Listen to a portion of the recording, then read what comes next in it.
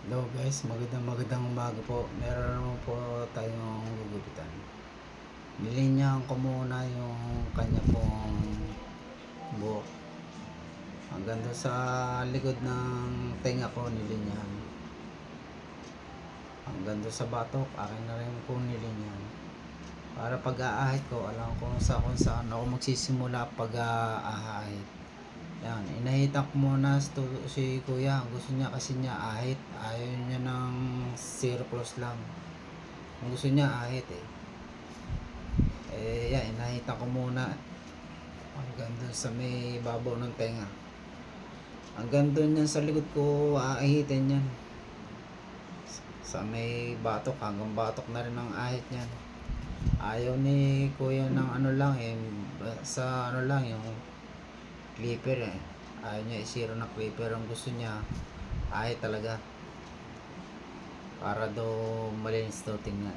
Kaya yan, inahitan ko hanggang doon sa batok ang ahit para malinis po. Tanggal ko na rin yung mga balibong pusa. Sumunod ay gumamit po ako ng number 6 clipper guide doon sa ibabaw. Number 6 ang gusto ni kuya sa ibabaw, para hindi raw masyadong manipis yung kanyang ibabaw. Number 6 ang pinaano niya sa akin, pinabawas. Sumunod gumamit po ako ng number 3 clipper guard para daw madali po namang basbasan. Hindi ko binibigla. Step by step po ang ginawa ko muna. Number 3. Sumunod, gumamit po ako ng Konomedia clipper guard.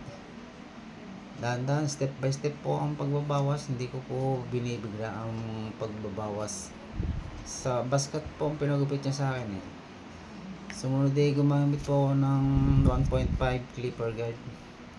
Dito ko na po siya, dahan-dahan ko po siya ang binubura yung linya ng guhit. Sumunod ginamit ako po naman siya ng siniro close ko na po yung kanyang linya ng guhit, para dahan-dahan ko na rin po siyang binubura yung kanyang linya ng guhit.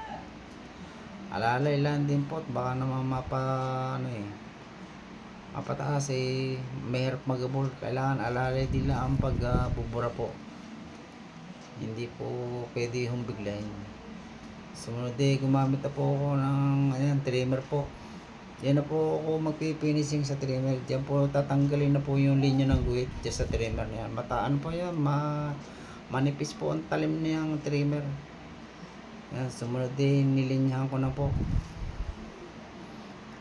Hindi na niya pinahihitan sa akin no. Ayaw niya kasi mataas na raw yung kanyang hairline eh. Yan, pinaikutan ko na po. Hanggang dito na lang po. Maraming pong salamat. Tsaka sa aking kliyente. Thank you po sa inyo po. Maraming pong salamat po.